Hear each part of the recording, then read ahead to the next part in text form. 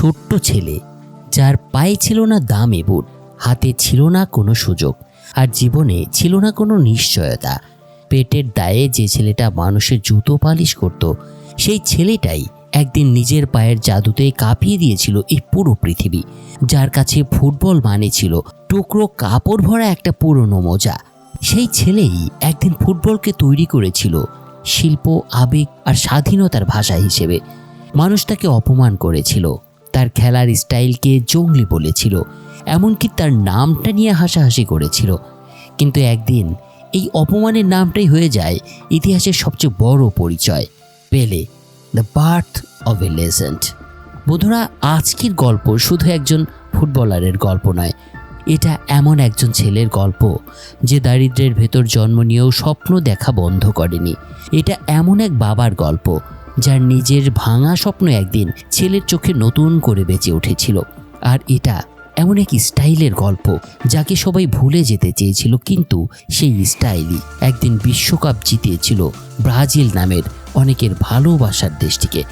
1950 সালের ব্রাজিলের এক দরিদ্র বস্তিতে থাকত ছোট্ট এক ছেলে, নাম এডসন। কিন্তু পরিবারের সবাই তাকে আদর করে ডাকত ডিকো নামে। ডিকোর পরিবার ছিল ভীষণ গরিব। তার বাবা কাজ করতেন একটা কারখানায় পরিচ্ছন্নতা কর্মী হিসেবে, আর মা মানুষের বাড়িতে ঝাড়ু পোছার কাজ করতেন।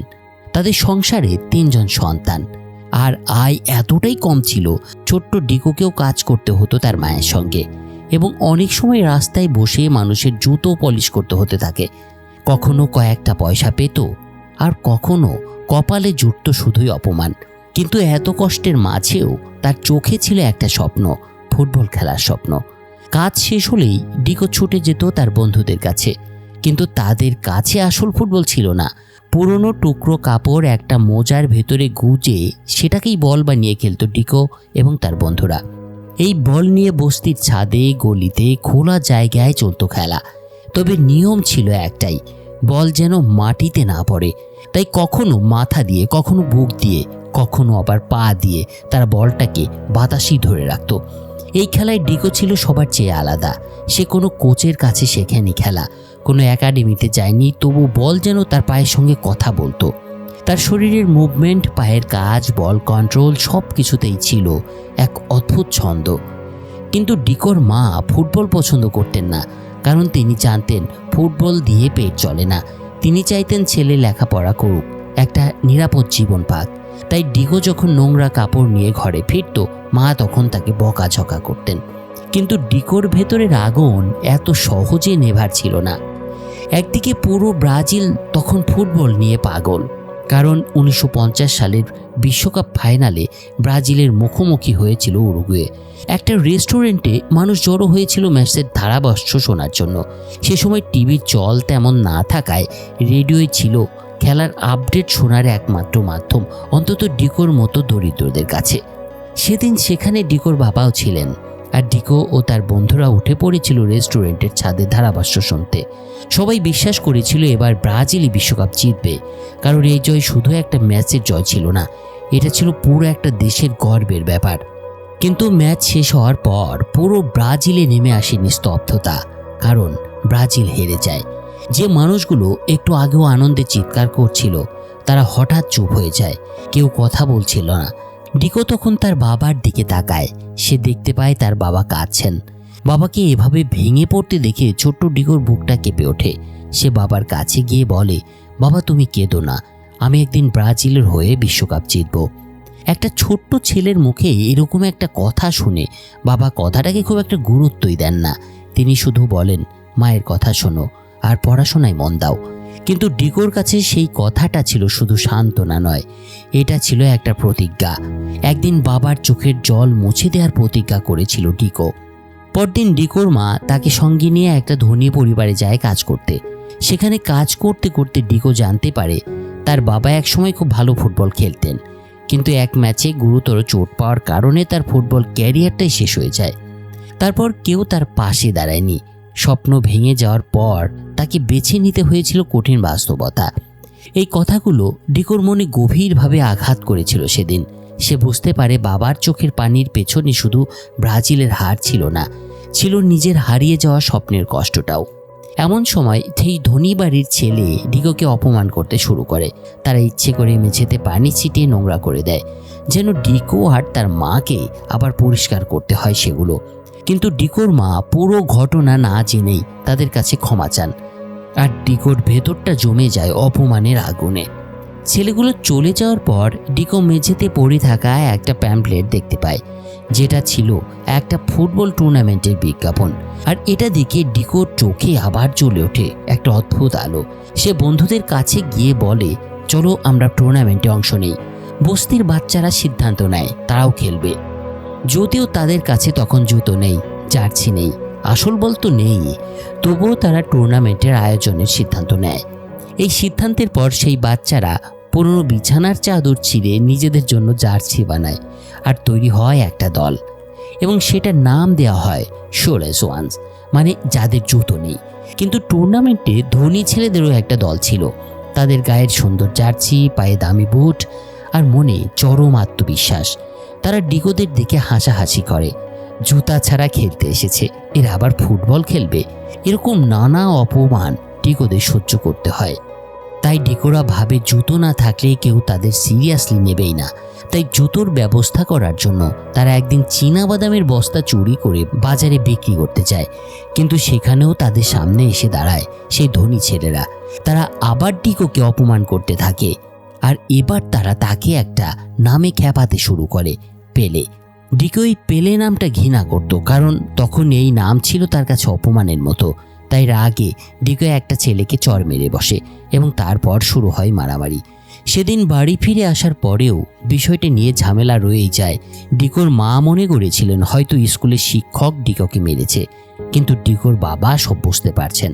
তিনি ডিকোকে আলাদা ডেকে নিয়ে বলেন, তুমি রেগে গিয়েছিলে কারণ তুমি নিজের দরিদ্রতা নিয়ে লজ্জা পাও, কিন্তু মনে রেখো গরিব হওয়া লজ্জার নয়। লজ্জা হলো নিজের উপরে বিশ্বাস হারানো। একজন সত্যিকারের খেলোয়াড় প্রতিপক্ষকে ঘুষি দিয়ে নয়, নিজের পারফরমেন্স দিয়ে জবাব দেয়। বাবার এই কথাগুলো ডিকোর মনে দাগ কেটেছিল সেদিন, কারণ সে প্রথমবারের মতো বুঝতে পেরেছিল তার বাবা তাকে থামাতে চান না, বরং তিনি সঠিক পথে তাকে এগিয়ে নিতে চান। অবশেষে আসে টুর্নামেন্টের ফাইনাল। ম্যাচটি ছিল ধনী ছেলেদের দল কিংস আর ডিকোদের শোলেস ওয়ান্সের মধ্যে। মাঠে অনেক দর্শক এসেছিল খেলা দেখতে, আর সেদিন সেখানে উপস্থিত ছিলেন সান্তোস ক্লাবের বিখ্যাত ফুটবলার স্কাউট ওয়ালডেমার ডিবের্তো। তিনি নতুন প্রতিভা খোঁজার জন্য উপস্থিত হয়েছিলেন সেখানে। তো ম্যাচ শুরুর আগে কিংস দলের ছেলেরা ইচ্ছে করেই ডিকোর নাম সবার আগে ঘোষণা করে। তারা চেয়েছিল সবাই যেন তাকে নিয়ে হাসাহাসি করে, আর হয়তায় এবং ডিকো রেগে যায়। তবে বাবার দিকে তাকিয়ে নিজে করে শান্ত করে ডিকো। এদিকে ডিকোর বন্ধুরা কোথা থেকে যেন কিছু পুরনো জুতো জোগাড় করে ফেলেছিল, এবং তারা ভেবেছিল এবার আর কেউ তাদেরকে অপমান করতে পারবে না। কিন্তু সমস্যা হলো জুতোগুলো কারো পায়ে ঠিকমতো ফিট হচ্ছিল না, কেউ ঠিকভাবে দৌড়াতে পারছিল না, আর কেউ বল কন্ট্রোল করতেও পারছিল না। তাই ম্যাচ শুরু হতেই কিংস দল একের পর এক গোল করতে থাকে, এবং সেটা এক পর্যায়ে গিয়ে দাঁড়ায় 6-0-তে। এই নিয়ে মাঠের বাইরে হাসাহাসি শুরু হয়ে যায়। প্রতিপক্ষ আবার ডিকোকে পেলে বলে খেপাতে শুরু করে, কিন্তু এবার ডিকো আর মারামারি করে না। সে থেমে যায়, নিচের দিকে তাকায়, তারপর ধীরে ধীরে নিচের জুতো খুলে ফেলে। তার এই কাণ্ডে সবাই অবাক হয়ে তাকিয়ে থাকে ডিকোর দিকে। কিন্তু ডিকো যেন ফিরে পেয়েছিল তার বস্তির সেই ছাদে, সেই গলিতে, সেই মোজার বলের খেলায়। সে নিজের আসল স্টাইলে এরপর খেলতে শুরু করে। তার পায়ের মুভমেন্ট বদলে যায়, সে প্রতিপক্ষকে কাটিয়ে এগোতে থাকে, কেউ তাকে থামাতে পারে না। তারপর সে একটা দুর্দান্ত গোল করে, আর সেই গোলটাই মাঠের পুরো পরিবেশটা বদলে দেয়। তার দেখা দেখি ডিকোর বন্ধুরাও একে একে তাদের জুতো খুলে ফেলে। এবার তারা আর ধনী ছেলেদের মতো খেলতে চাইছিল না, তারা নিজেদের মতো করে খেলতে চাইছিল। বল পায়ে তাদের গতি ফিরে আসে, আত্মবিশ্বাস ফিরে আসে। 1টা, 2টা, 3টা একের পর এক গোল করতে থাকে শোলেস ওয়ান্সদের দল, এবং স্কোর একসময় হয়ে দাঁড়ায় 6-5-এ। কিন্তু ঠিক তখনই সময় শেষ হয়ে যায়। ডিকোরা ম্যাচ হেরে গিয়েছিল মাত্র 1 গোলের ব্যবধানে। তবে সেদিন আসল জয়টা হয় অন্য জায়গায়, কারণ পুরো মাঠে একটাই নাম ধ্বনিত হতে থাকে, পেলে পেলে পেলে বলে। যে নাম দিয়ে তাকে অপমান করা হয়েছিল সেই নামেই মানুষ ডিকোকে সম্মান জানাতে শুরু করে। সেদিন কিংস দল ট্রফি জিতেছিল ঠিকই, কিন্তু ডিকো জিতে নিয়েছিল মানুষের হৃদয়। আর ওয়ালডেমার ডিপেট তো বুঝে যান এই ছেলেটার মধ্যে কিছু একটা আছে, তাই তিনি ডিকোর বাবাকে নিজের কার্ড দিয়ে যান। আর এই থেকেই ডিকোর জীবনের দরজা যেন একটু একটু করে খুলতে শুরু করে। কিন্তু ডিকো জানতো না সামনে তার জীবনে এমন একটা ঘটনা আসতে চলেছে যা তাকে পুরোপুরি ভেঙে দেবে।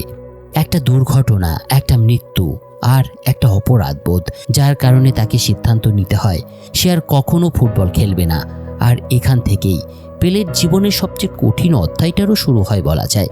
সেদিন ম্যাচ শেষে ডিকো আর তার বন্ধুরা বাড়িতে ফিরছিল, কিন্তু হঠাৎ চীনা বাদামের গুদামের কিছু লোক তাদেরকে ধাওয়া করে, কারণ জুতোর টাকা জোগাড় করার জন্য তারা আগে চীনা বাদামের বস্তা চুরি করেছিল তাদের থেকে। ধাওয়া খেয়ে ভয়ে সবাই দৌড়াতে থাকে, কে কোথায় যাচ্ছে কেউ বুঝতে পারছে না। চারিদিকে অন্ধকার, বৃষ্টি, কাদা, তার মধ্যে প্রাণপণে দৌড়, শুধু দৌড়। কিছুক্ষণের মধ্যে ডিকো আর তার এক বন্ধু জঙ্গলের দিকে পালিয়ে যায়, কিন্তু দৌড়ানোর সময় তাদের এক বন্ধু হঠাৎ করে পড়ে গিয়ে আহত হয়। আর এই দেখে ডিকো থেমে যায়। নিজে বাঁচার জন্য সে বন্ধুকে ফেলে যেতে চাইছিল না। সে তার বন্ধুটিকে একটা গর্তের ভেতরে এবার লুকিয়ে রাখে, যেন ধাওয়া করা লোকগুলো তাকে দেখতে না পায়। কিন্তু প্রকৃতি যেন সেদিন তাদের বিরুদ্ধে আচরণ করছিল। একটু পরেই গুড়ি গুড়ি বৃষ্টি প্রবলভাবে নামতে শুরু করে, মাটি নরম হয়ে যায়, আর হঠাৎই সেই গর্তের পাশের মাটি ধসে পড়ে তাদের উপর। দুর্ভাগ্যজনকভাবে ডিকোর সেই বন্ধু মাটির নিচে চাপা পড়ে মারা যায়। বলা যায় সেই মুহূর্ত থেকেই সবকিছু বদলে গিয়েছিল ডিকোর জীবনের। যে ফুটবল একটু আগেও ছিল আনন্দ, স্বপ্ন আর মুক্তির নাম, সেই ফুটবলই ডিকোর চোখে হয়ে যায় অপরাধের কারণ। সে নিজেকে দোষারোপ করতে শুরু করে। তার মনে হয় যদি সে টুর্নামেন্টটা না খেলতো, যদি জুতোর জন্য চীনাবাদাম চুরি না করত, যদি বন্ধুকে ওই গর্তে না লুকিয়ে রাখতো, তাহলে হয়তো তার বন্ধু বেঁচে থাকতো। এই অপরাধবোধ ডিকোকে ভেতর থেকে ভেঙে দিচ্ছিল। মনে একরাশ হতাশা এবং কষ্ট নিয়ে বাড়ি ফিরে ডিকো তার মাকে সব কিছু খুলে বলে। সব শুনে মা বুঝতে পারেন এটা ডিকোর দোষ নয়, এটা একটা দুর্ঘটনা ছিল। ডিকো ইচ্ছে করে কিছু করেনি, কিন্তু ছোট্ট একটা মনের কাছে এই যুক্তি কোনো সান্ত্বনা হয়ে উঠতে পারে না। এরপরই ডিকো সিদ্ধান্ত নেয় সে আর ফুটবল খেলবে না। যে খেলাটা তার চোখে স্বপ্ন ছিল, সেটাই এখন তার কাছে যন্ত্রণার স্মৃতি।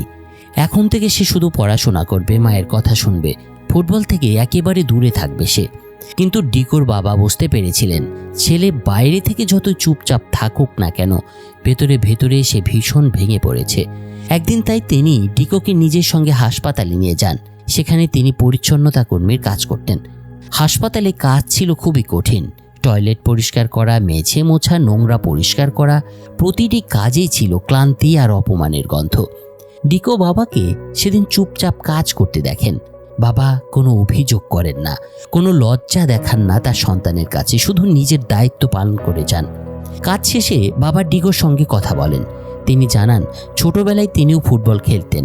আসল বল ছিল না তাদের সময়, তাই আম দিয়েই অনুশীলন করতেন তারা।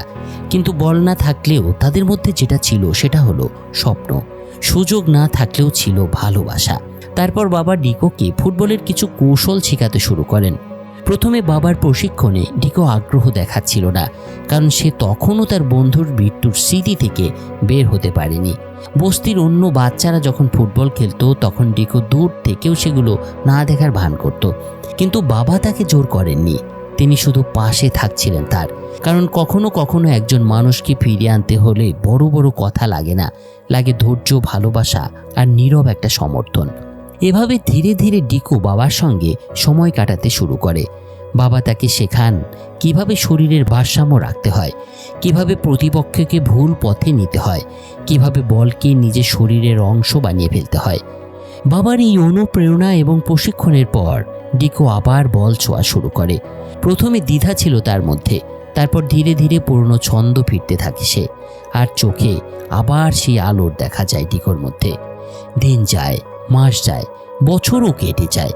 ডিকো এখন আর সেই ছোট্ট বাচ্চাটি নেই, তার বয়স এখন 15 বছর। সে আগের থেকে এখন অনেক বেশি শক্তিশালী, দ্রুত আর পরিণত। তার বাবা এখনও তাকে অনুশীলন করেন। প্রতিটি মুভমেন্ট, প্রতিটি টাচ, প্রতিটি ড্রিবল ডিকো মন দিয়ে রপ্ত করতে থাকে। একদিন ডিকোর মা লুকিয়ে দেখেন এই বিষয়টা। বাবা আর ছেলে মাঠে অনুশীলন করছে। ডিকোর পায়ে বল দেখে তিনি থমকে যান, কারণ তিনি বুঝে যান যে আগুনটা তিনি নিভিয়ে ফেলতে চেয়েছিলেন সেটা আসলে কখনো নেভেনি। ফুটবল ডিকোর জন্য শুধু খেলা না, এটা তার জীবন।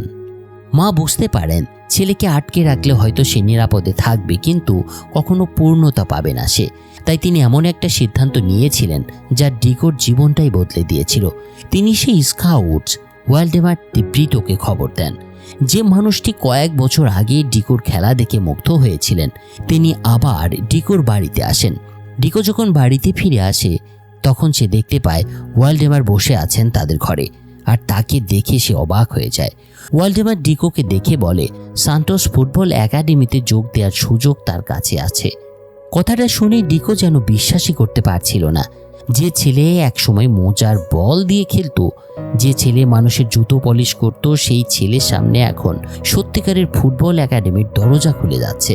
ওয়ালডেমারের প্রস্তাব শুনে ডিকো আনন্দে মাকে জড়িয়ে ধরেন, কারণ এই সুযোগ শুধু তার নিজের জন্য নয়, এটা তার বাবা মায়ের কষ্টের ফলাফল, তার বন্ধুর স্মৃতির প্রতি সম্মান, আর তার নিজের স্বপ্নের প্রথম পদক্ষেপ হতে চলেছিল।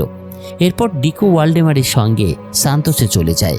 সান্তোস নতুন শহর, নতুন মুখ, নতুন মাঠ আর নতুন নিয়ম। আর এখান থেকেই শুরু হয় তার জীবনের আরেকটা কঠিন পরীক্ষা। কারণ সান্তোস একাডেমিতে এসে ডিকো বুঝতে পারছিল শুধু প্রতিভা থাকলেই হবে না, এই দুনিয়ায় টিকে থাকতে হলে নিজেকে প্রমাণ করতে হয় বারবার, প্রতিদিন। এই সান্তোস একাডেমির কোচ ডিকোর খেলার স্টাইল পছন্দ করতেন না। তিনি চাইতেন ডিকো ইউরোপিয়ান ট্রেডিশনাল স্টাইলে খেলুক। কোচের চোখে ডিকোর খেলা ছিল অগোছালো, অতিরিক্ত স্বাধীন, নিয়ম নীতির তোয়াক্কার একেবারেই বাইরে। তাই এসব দেখে তিনি ডিকোকে একদিন অপমানও করেন। তারপর বলেন, তুমি যেন বানরের মতো খেলছো টুকিও। এই কথাটা সেদিন ডিকোর বুকের ভেতরে ছুরির মতো লাগে, কারণ সে জানতো তার খেলার ধরনই তার পরিচয়, কিন্তু এখানে সেই পরিচয়টাকে অপমান করা হচ্ছে। এরপর কোচ তাকে 1950 সালের বিশ্বকাপ ফাইনালের ভিডিও দেখান। এটা দেখে তিনি বোঝাতে চান ব্রাজিল হেরেছিল কারণ তারা শৃঙ্খলাহীন, আবেগপ্রবণ আর জিঙ্গা স্টাইলের ফুটবল খেলছিল। এ সময় ডিকোর মাথায় ঢুকিয়ে দেওয়া হয় তার স্বাভাবিক স্টাইল ভুল, জিততে হলে তাকে নিজের মতো খেলা ভুলে যেতে হবে। এরপর শুরু হয় ডিকোর নতুন লড়াই।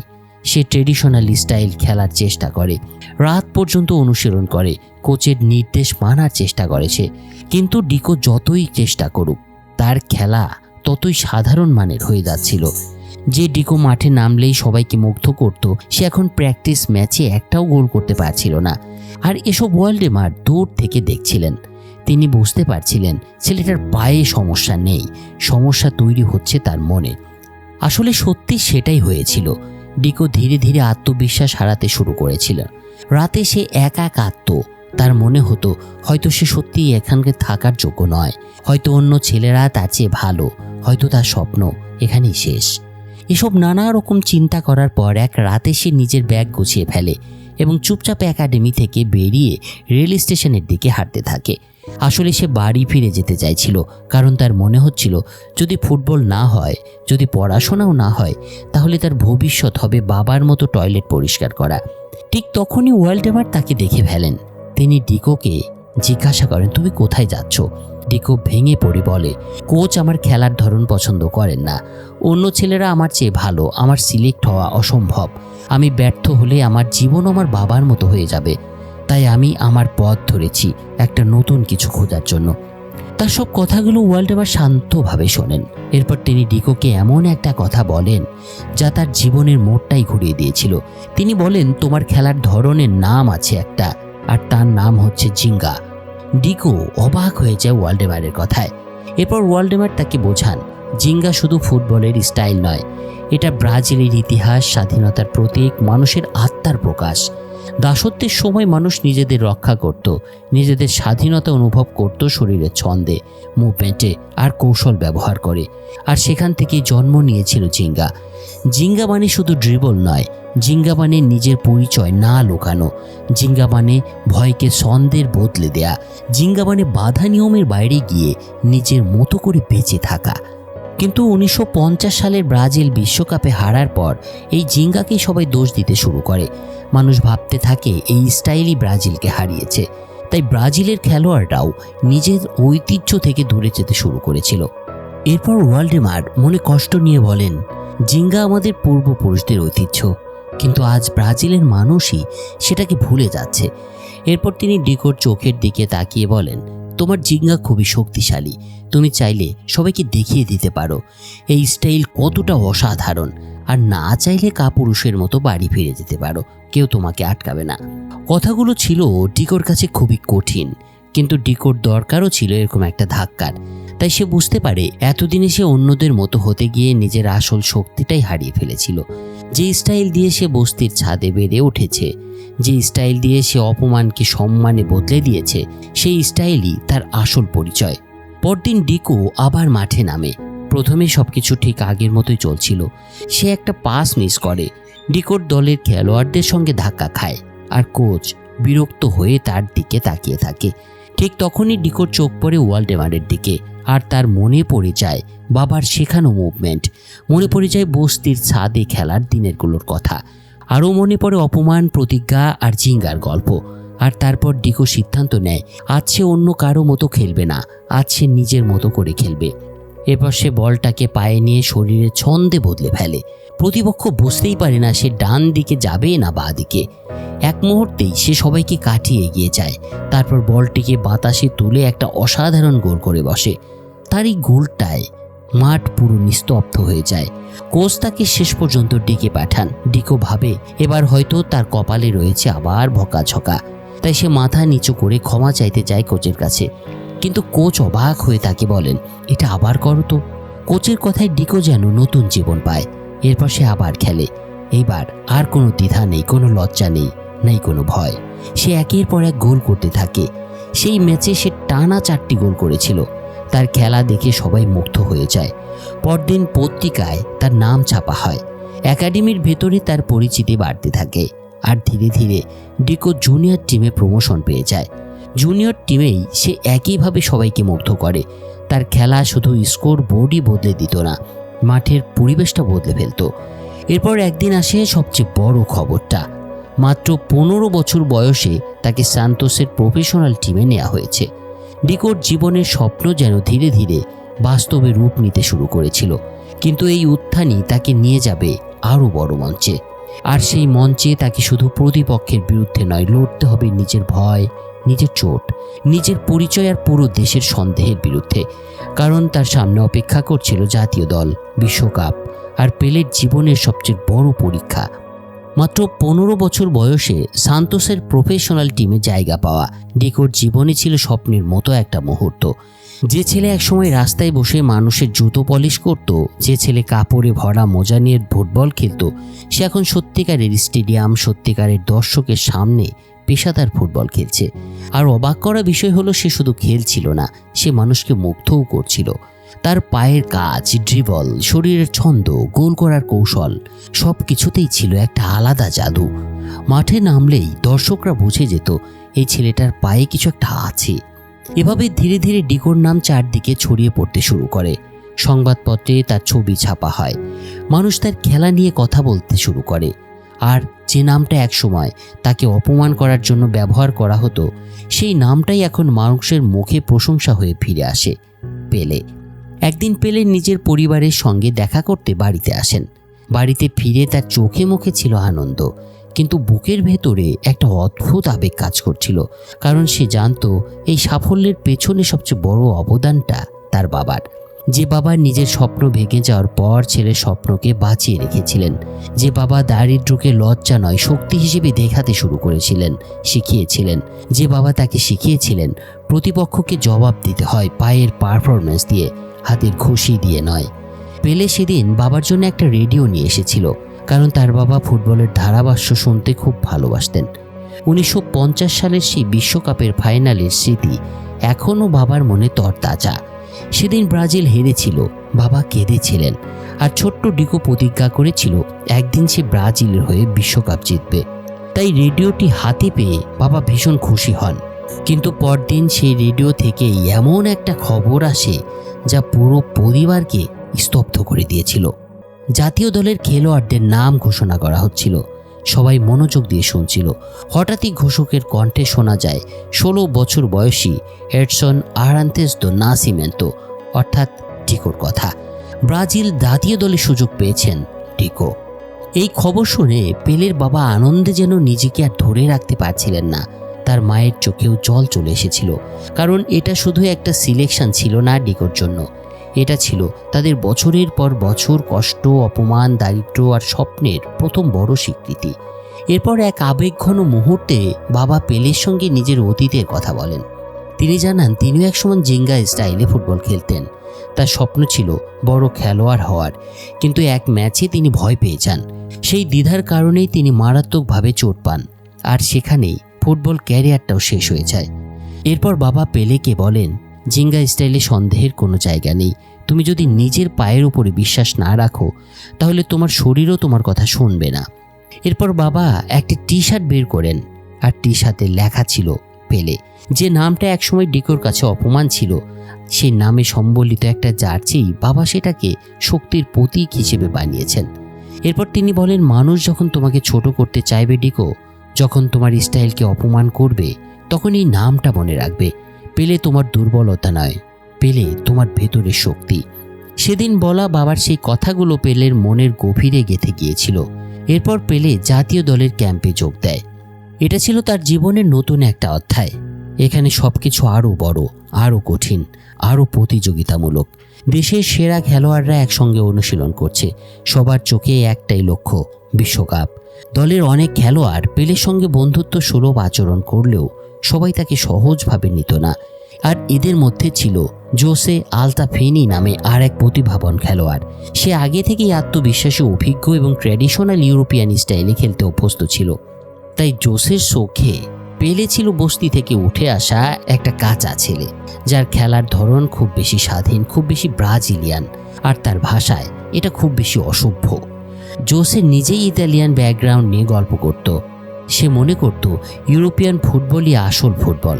তার কাছে জিঙ্গা ছিল শুধু রাস্তার খেলা। মিডিয়ার সামনে সে পেলে আর অন্য জিঙ্গা স্টাইলে খেলোয়াড়দের নিয়ে হাসি ঠাট্টায় মেতে থাকত।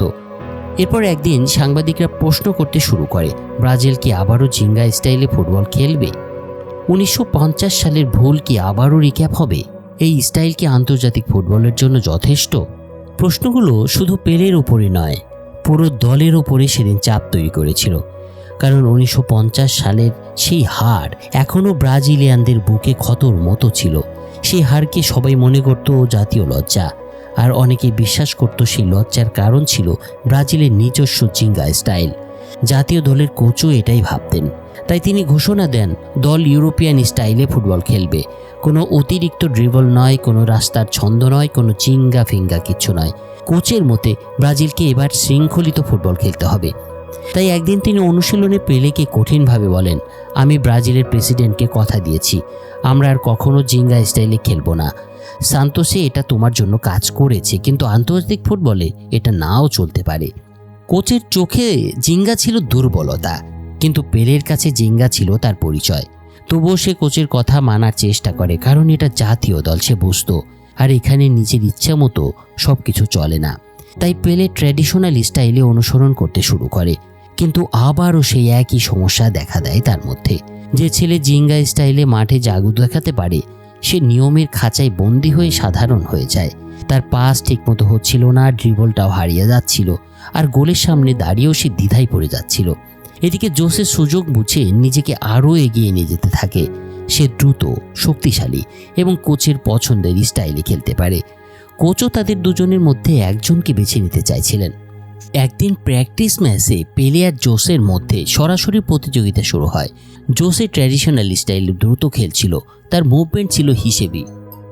একদিন প্র্যাকটিস ম্যাচে পেলে আর জোসের মধ্যে সরাসরি প্রতিযোগিতা শুরু হয়। জোসে ট্র্যাডিশনাল স্টাইলে দ্রুত খেলছিল, তার মুভমেন্ট ছিল হিসেবেই, শরীরী ভাষা ছিল বেশ শক্ত। সে সহজেই পেলেকে চাপে ফেলে দিচ্ছিল, আর এতে পেলেও বুঝতে পারছিল তাকে এভাবে খেললে হবে না, সে হারবে। ফলে তার ভেতরে আবার জিঙ্গার ছন্দ জেগে ওঠে। সে নিজেই স্বাভাবিক স্টাইলে বল নিয়ে এগোতে শুরু করে। এক মুহূর্তের জন্য সে আবার সেই পুরনো পেলে হয়ে যায়, দ্রুত, অপ্রত্যাশিত এবং আত্মবিশ্বাসী। ঠিক তখনই ঘটে যায় একটা বিপর্যয়। একটা মুভমেন্ট নেওয়ার সময় তার হাঁটুতে মারাত্মক চোট লাগে। ফলে পেলে মাটিতে পড়ে যায়। মাঠের বাইরে সবাই ছুটে আসে। কোচের মুখ শক্ত হয়ে যায়, কারণ বিশ্বকাপ সামনে আর দলের তরুণ প্রতিভার চোট পেয়েছে। পেলের জন্য এই মুহূর্তটা ছিল একেবারে দুঃস্বপ্নের মতো, কারণ সে জানতো তার বাবার ক্যারিয়ারও এই এক চোটেই শেষ হয়ে গিয়েছিল। তাই তার চিন্তা হচ্ছিল এখন কি তার জীবনটাও সেই একই রকম হয়ে যেতে চলেছে। সেদিন রাতে ফোনে সে মায়ের সঙ্গে কথা বলে। তার কণ্ঠে ছিল ভয় আর অপরাধবোধ। সে তার মাকে বলে, আমার আপনার কথা শোনা উচিত ছিল মা, ফুটবল না খেললেই মনে হয় আমার ভালো হতো।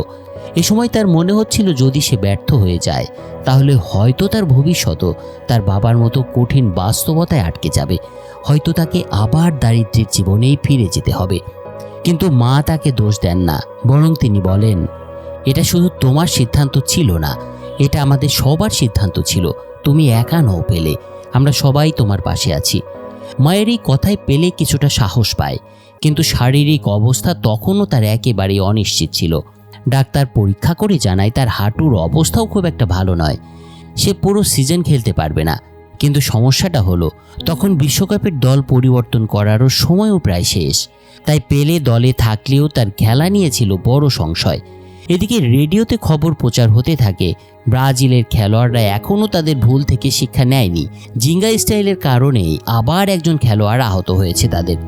এই সংবাদ কোচ এবং দলের অন্য খেলোয়াড়দেরকে আরও ক্ষুব্ধ করে তোলে। তারা মনে করতে থাকে পেলের জিঙ্গা স্টাইল শুধু তার নিজের জন্য নয়, দলের জন্যও বিপদ। ফলে পেলে পরিচয় একা, একদিকে ইনজুরি, অন্যদিকে মিডিয়ার চাপ, তার উপরে রয়েছে কোচের অবিশ্বাস তার প্রতি। আর ভেতরে ভেতরে বাবার মতো ক্যারিয়ার শেষ হওয়ার ভাবনা তো তার মধ্যে ছিলই। ঠিক এর মধ্যেই শুরু হয় 1958 সালের বিশ্বকাপ ফুটবল। পেলে প্রথম ম্যাচ খেলতে পারে না, সে বাইরে বসে টিভিতে ম্যাচ দেখে। প্রতিটা মুহূর্ত তার চোখ ছিল মাঠে, কিন্তু শরীরটা ছিল বেঞ্চে আটকে। এরকম একটা পরিস্থিতিতে ব্রাজিল শুরুতে ভালো খেলে এবং তারা ম্যাচ জিতেও যায় সেদিন। কিন্তু দলের ভেতরে চাপ কমে না, কারণ গুরুত্বপূর্ণ ম্যাচগুলোর আগে একের পর এক খেলোয়াড়দের চোট কোচকে ভাবিয়ে তুলেছিল। প্রধান খেলোয়াড়রা ইনজুরিতে পড়ছিল, এমনকি জোসে আলতাফিনও চোট পায়। তাই এখন কোচের সামনে আর কোনো পথ খোলা ছিল না। তিনি বাধ্য হয়ে পেলেকে সুযোগ দেওয়ার সিদ্ধান্ত নেন তার টিমে। কিন্তু পেলে তখনও পুরোপুরি সুস্থ নন, তার হাঁটু দুর্বল।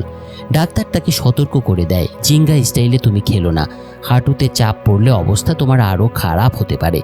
কোচও সেটা রেস্ট ধরে তাকে বলেন, নিজেকে ফিট দেখাতে হবে পেলে তোমাকে, কিন্তু বেশি ঝুঁকি নেওয়া যাবে না।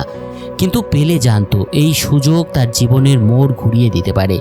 আবার এটাও সে জানতো এই সুযোগই তার ক্যারিয়ারটাও শেষ করে দিতে পারে। এরকম দোলাচলের মধ্য দিয়ে অবশেষে আসে সেই মুহূর্তটা।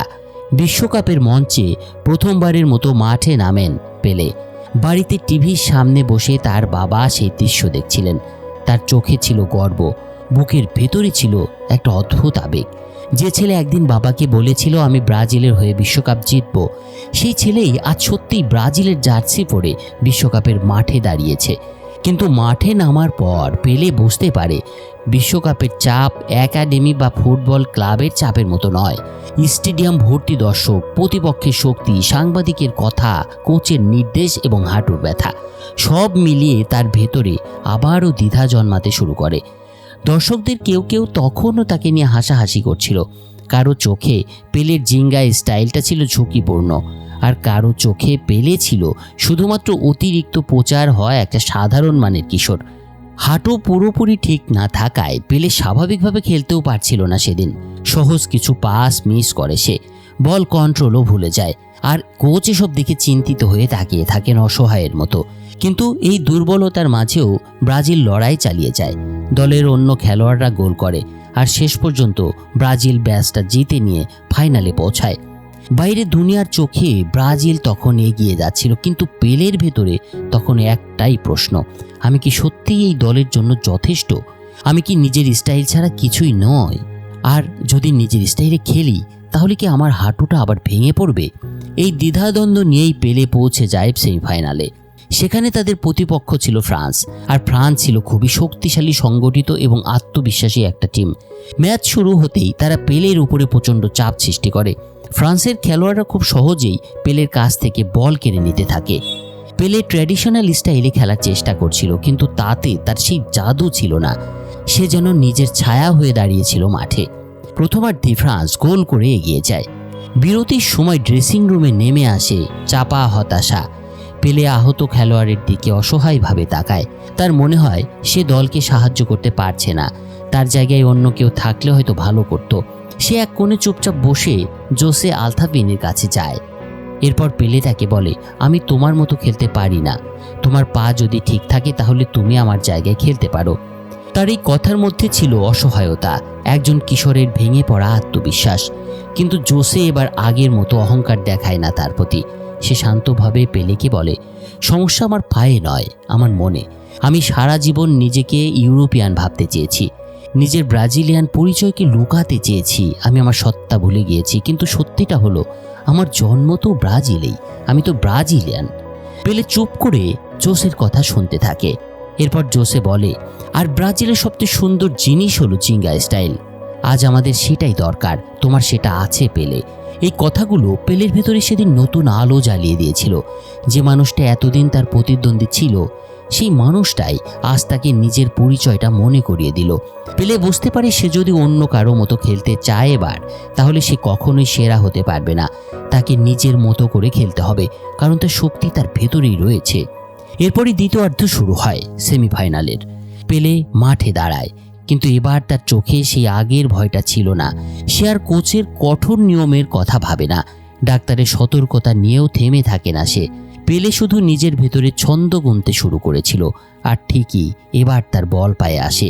এক মুহূর্তের জন্য পুরো মাঠ যেন নীরব হয়ে যায়। পেলে শরীর ঘোরায়, প্রতিপক্ষ ভুল দিকে চলে যায়, আর সে নিজের জিঙ্গা স্টাইলে এগিয়ে যায় গোলপোস্টের দিকে। ফ্রান্সের খেলোয়াড়রা বুঝতেই পারছিল না যে সে কোন দিকে যাবে। তার পা, কোমর, কাঁধ সব যেন আলাদা ছন্দে নাচছিল। এরপর সে বলটিকে বাতাসে তুলে একটা দুর্দান্ত গোল করে, আর সাথে সাথে পুরো স্টেডিয়াম গর্জে ওঠে। এই গোলটা শুধু ফ্রান্সের সাথে ব্রাজিল স্কোরটা সমানই করেছিল না, এটা ছিল পেলের আত্মবিশ্বাস বাড়ানোর জন্য একটা টোটকা। এটা পুরো দলকে মনে করিয়ে দিয়েছিল তারা কারা। এরপর পেলে আর থেমে থাকেননি। সে একের পর এক আক্রমণ তৈরি করে। তার জিঙ্গা স্টাইল ফ্রান্সের ডিফেন্সকে ভেঙে চুরমার করে দেয়। প্রতিপক্ষের চোখে বিভ্রান্তি, দর্শকের চোখে বিস্ময়, আর ব্রাজিলের খেলোয়াড়দের চোখে ফিরে আসে একটা অদ্ভুত বিশ্বাস। পেলে গোল করতে থাকে, আর দল নতুন শক্তি পায়। ম্যাচের মোড় ঘুরে যায়, আর শেষ পর্যন্ত ব্রাজিল পৌঁছে যায় বিশ্বকাপ ফাইনালে। কিন্তু ফাইনালে তাদের সামনে ছিল আরও বড় পাহাড়, আয়োজক দেশ সুইডেন। সুইডেন শুধু তখন শক্তিশালী দলই ছিল না, তারা ছিল অভিজ্ঞ, কৌশলী এবং নির্মম ছিল তাদের প্রত্যেকটা খেলোয়াড়। তাদের ফরমেশন, শারীরিক শক্তি, পরিকল্পনা সবকিছুই ব্রাজিলের জন্য ছিল একটা বড় চ্যালেঞ্জ। আর সবচেয়ে বড় কথাটা হলো এবার তাদের লক্ষ্য ছিল পেলে, কারণ সবাই বুঝে গিয়েছিল এই কিশোরকে থামাতে পারলেই ব্রাজিলকে থামানো যাবে। ফাইনালের আগে ব্রাজিল দলের ভেতরে আবার চাপ বাড়তে থাকে। কোচ খেলোয়াড়দের সুইডেনের ফরমেশন বোঝান। তিনি তাদের বারবার সতর্ক করেন সুইডেনকে হারানো সহজ হবে না তাদের। কিন্তু এবার বিষয়টা শুধু কৌশলের নয়, এটা ছিল আত্মবিশ্বাসের যুদ্ধ। কারণ সুইডেন শুধু মাঠেই খেলতে চায় না, তারা ব্রাজিলকে মানসিকভাবে ভাঙতেও চাইছিল। প্রেস কনফারেন্সে তাই সুইডেনের কোচ ব্রাজিলকে ব্যঙ্গ করে। সে বলে ব্রাজিল আবারও 1950 সালের মতো হারবে। শুধু তাই না, সে ব্রাজিলের খেলোয়াড়দের শারীরিক গঠন নিয়েও হাসাহাসি করতে শুরু করে। কারো কবজি নিয়ে সে হাসে, কারো পা নিয়ে, আবার কারো হাতের আঙুল নিয়েও ঠাট্টা করে সে। এই পরিস্থিতিতে সাংবাদিকরাও হাসতে থাকে। আর এই দেখে ব্রাজিলের কোচ রাগে প্রেস কনফারেন্স ছেড়ে বেরিয়ে যান। আর এই অপমান ব্রাজিল দলের মনে আবার পুরনো ক্ষতটা ওপেন করে দিয়েছিল। 1950 সালের সেই হার, সেই কান্না, সেই লজ্জা আর সেই আত্মসন্দেহ। পেলের বাবাও বুঝতে পারেন সুইডেন ইচ্ছে করেই এই কাজগুলো করছে। তারা চাইছে ব্রাজিলের খেলোয়াড়রা নিজেদের নিয়ে যাতে সন্দেহ প্রকাশ করুক। তাই তিনি পেলেকে বলেন, ওরা তোমাদের নাম ধরে ডাকছে, তোমাদের দুর্বলতা নিয়ে হাসছে, কারণ ওরা তোমাদের দল হিসেবে ভাঙতে চায়। তোমাদের সবাইকে একসঙ্গে ধরে রাখতে হবে। পেলে এবার বাবার কথাগুলো মনোযোগ দিয়ে শোনে। সে বুঝতে পারে ফাইনাল জিততে হলে শুধু ভালো খেললেই চলবে না, দলকে আবার নিজের পরিচয় ফিরিয়ে নিতে হবে। তাদের মনে করাতে হবে তারা আলাদা, তারা সেই আলাদাই তাদের শক্তি। আর তাই পেলে এমন একটা কাজ করে যা পুরো দলের মনটাকেই বদলে দেয়। সে দলের সবাইকে বলে, চলো আমরা বলটাকে হোটেল থেকে পাশের লাইট হাউস পর্যন্ত নিয়ে যাব, কিন্তু শর্ত একটাই, বল একবারও মাটিতে পড়তে পারবে না। তার এই প্রস্তাবে প্রথমে সবাই অবাক হয়, কেউ কেউ হাসে, আবার কারো কাছে এটাকে বাচ্চাদের খেলনার মতো লাগছিল। কিন্তু পেলে জানতো এই খেলাটা শুধু খেলা নয়, এটা ছিল তাদের ভুলে যাওয়া পরিচয়ে ফিরে যাওয়ার পথ।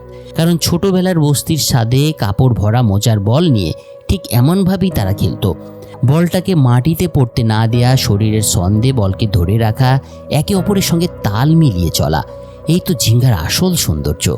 জোসে আলতাফিনি এবার পেলের পাশে এসে দাঁড়ায়। সে বলে, চলো তো চেষ্টা করে দেখি। এরপর একজন, দুজন, তারপরে সবাই তাদের সাথে যোগ দেয়। বলটা একজনের পা থেকে আরেকজনের মাথায়, কারো বুক থেকে কারো হাঁটুতে, আবার কেউ হেসে ওঠে, কেউ ভুল করে, কেউ আবার অসাধারণভাবে বলটা ড্রিবল করে সামনে এগোতে থাকে। এ কারণে ধীরে ধীরে পরিবেশটা বদলে যায়। যে দল একটু আগেও ভয়ে একেবারে চুপসে ছিল, সেই দলটার ভেতরেই এবার তৈরি হয়েছিল আত্মবিশ্বাস। আর এই দৃশ্যটা কোচ দূর থেকে দেখছিলেন। তিনি এতদিন জিঙ্গাকে দুর্বলতা ভেবেছিলেন। তিনি ভাবতেন এই স্টাইল ব্রাজিলকে আবার হয়তো হারিয়ে দেবে। কিন্তু তখন তিনি নিজের চোখে দেখলেন জিঙ্গা কোনো অগোছালো খেলা নয়। জিঙ্গা হলো একটা টিমওয়ার্ক, সাহস, ছন্দ আর আত্মবিশ্বাসের একটা ভাষা। তাই তিনি বুঝতে পারেন ব্রাজিল যদি সুইডেনকে হারাতেই চায়, তাহলে শুধু ইউরোপিয়ান স্টাইল কপি করলে হবে না, ব্রাজিলকে ব্রাজিল হয়েই খেলতে হবে সুইডেনের বিপক্ষে। কোচ এবার সবার সামনে এসে বলেন, আমি ভুল ছিলাম। যদি আমরা শুধু আমার শেখানো ট্র্যাডিশনাল স্টাইলে খেলি তাহলে আমরা হারবো নিশ্চিত। কারণ আমরা অন্য কারো মতো খেলতে পারি না, আমরা ব্রাজিলিয়ান, আমাদের রক্তে জিঙ্গা স্টাইল বইছে। তারপর তিনি বলেন, আমরা কাল জিতবো কি হারবো সেটা আমি জানি না, কিন্তু পুরো পৃথিবীকে আমরা দেখিয়ে দেবো ব্রাজিলের আসল ফুটবল কাকে বলে। এই কথাগুলোই পুরো দলের ভিতরে একটা আগুন জ্বালিয়ে দিয়েছিল। এবার তারা শুধু বিশ্বকাপ জিততে যাচ্ছিল না, তারা যাচ্ছিল নিজেদের পরিচয়কে প্রমাণ করতে। 1958 সালের বিশ্বকাপ ফাইনাল। স্টেডিয়াম ভর্তি দর্শক, চারিদিকে উত্তেজনা, আর পুরো পৃথিবীর চোখ এই ম্যাচের দিকে। একদিকে শক্তিশালী সুইডেন, অন্যদিকে এমন এক ব্রাজিলিয়ান দল যারা এতদিন নিজেরাই নিজেদের স্টাইলকে সন্দেহ করতে শুরু করেছিল। তাই ম্যাচের আগে পেলে একা দাঁড়িয়ে নিজের ছোটবেলার সেই টি শার্টটা হাতে নেন, যেটাতে লেখা আছে পেলে। এই নামটা একসময় তার কাছে ছিল অপমান। লোকেরা তাকে এই নাম ধরে খ্যাপাতো। এই নাম শুনলেই তার রাগ হতো, কিন্তু আজ সে বুঝে গিয়েছে যে নাম দিয়ে মানুষ তাকে ছোট করতে চেয়েছিল, সেই নামই এখন তার শক্তি। তাই সে এবার শার্টটা পরে নেয়। তাই মাঠে নামার আগে সে নিজেকে মনে করিয়ে দেয়, আমি পালিয়ে যেতে আসিনি, এবার আমি নিজেকে লুকাতে আসিনি, আমি পেলে, আর আজ আমি নিজের মতো করেই খেলবো। এরপর শুরু হয় ম্যাচ। প্রথম থেকেই সুইডেনের খেলোয়াড়রা পেলেকে টার্গেট করতে থাকে। তারা তাকে ধাক্কা দেয়, চাপ দেয়, শরীর দিয়ে আটকে রাখার চেষ্টা করে। কারণ সুইডেনের প্লেয়াররা জানতো পেলে যদি নিজের ছন্দটা ফিরে পায় তাহলে তাকে থামানো কঠিন হবে। তাই ব্রাজিলিয়ানরাও কিছুটা এই পরিস্থিতিতে অস্থির হয়ে পড়ে। আর ম্যাচের মাত্র কয়েক মিনিটের মধ্যেই সুইডেন প্রথম গোল করে বসে, আর স্টেডিয়াম গর্জে ওঠে। সুইডেনের দর্শকরা আনন্দে চিৎকার করতে থাকে। ব্রাজিল দলের উপর আবার নেমে আসে চাপ। 1950 সালের স্মৃতি যেন ফিরে আসে আবার দলটার মধ্যে। কিন্তু এবার পেলে ভেঙে পড়ে না। সে নিজের নিঃশ্বাস নিয়ন্ত্রণ করে, মাঠের চারদিকে তাকায়, তারপর চোখ বন্ধ করে যেন বাবার কণ্ঠ শুনতে পায়।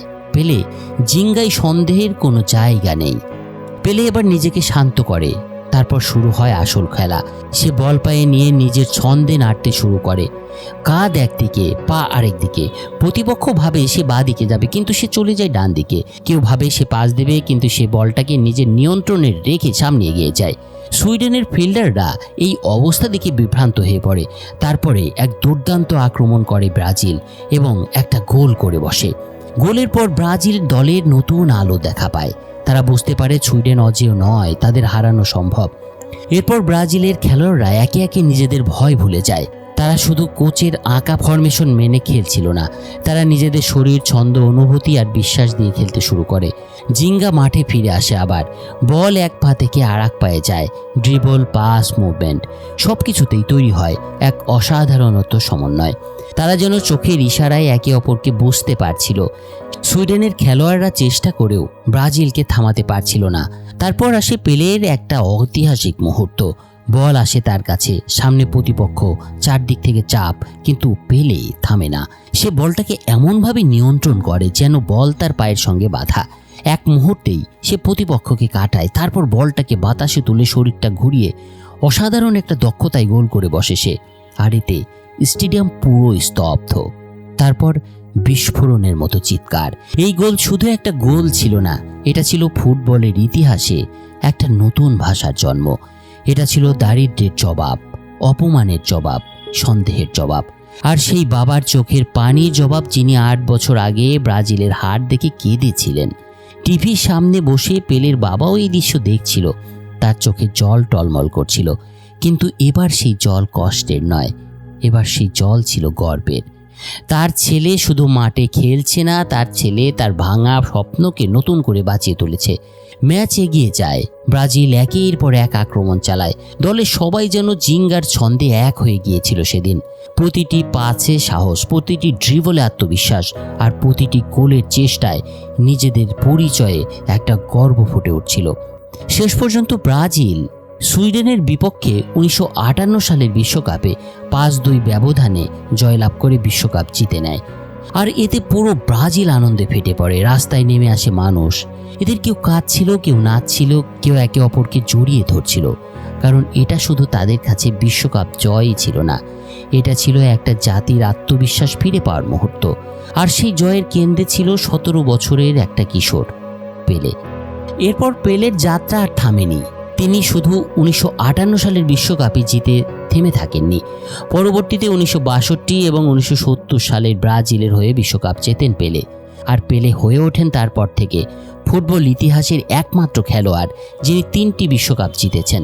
কিন্তু পেলের সবচেয়ে বড় জয় শুধু ট্রফিতে ছিল না, তার সবচেয়ে বড় জয় ছিল মানুষকে নিজের পরিচয় বিশ্বাস করাতে শেখানো। সে দেখিয়েছিল তুমি কোথা থেকে এসেছো সেটা তোমার ভবিষ্যৎ ঠিক করে দেয় না, তোমার পায়ে জুতা ছিল কি না সেটা তোমার গন্তব্য নির্ধারণ করে না, তোমাকে মানুষ কি নামে অপমান করছে সেটাও শেষ কথা নয়। শেষ কথা হলো তুমি সেই অপমানকে কিভাবে শক্তিতে বদলে দিয়েছো। পেলের গল্প আমাদেরকে আসলে একটা ফুটবলারের জীবন না, তার থেকে অনেক বেশি কিছু শেখায়। জীবনে অনেক সময় মানুষ আমাদের আলাদা হওয়ার জন্য অপমান করে। আমাদের স্টাইল, আমাদের ভাষা, আমাদের স্বপ্ন, আমাদের পরিচয় নিয়ে প্রশ্ন তোলে তারা, আর চায় আমরা নিজেদের বদলে ফেলি, তাদের মতো হয়ে যাই। কিন্তু কখনো কখনো আমাদের সবচেয়ে বড় শক্তি লুকিয়ে থাকে সেই জায়গাতেই, যেটাকে মানুষ দুর্বলতা বলে। পেলের জন্য সেটাই ছিল জিঙ্গা। যে স্টাইলকে সবাই বাতিল করতে চেয়েছিল সেই স্টাইল ব্রাজিলকে বিশ্বকাপ জিতিয়েছিল। যে ছেলেটাকে সবাই অবহেলা করেছিল সেই ছেলেই পুরো পৃথিবীকে ফুটবলের নতুন সৌন্দর্য দেখিয়েছিল। পেলে ছিলেন স্বপ্ন দেখা মানুষের একটা প্রতীক। তিনি প্রমাণ করেছিলেন মানুষ যদি নিজের ভয়, লজ্জা আর আত্মসন্দেহকে জয় করতে পারে তাহলে সে সারা পৃথিবীকে জয় করতে পারে। বন্ধুরা, এটাই ছিল পেলে বার্থ অফ এ লেজেন্ডের একটা অনুপ্রেরণামূলক গল্প। ফিরছি খুব শীঘ্রই আর একটা মুভি স্টোরি নিয়ে।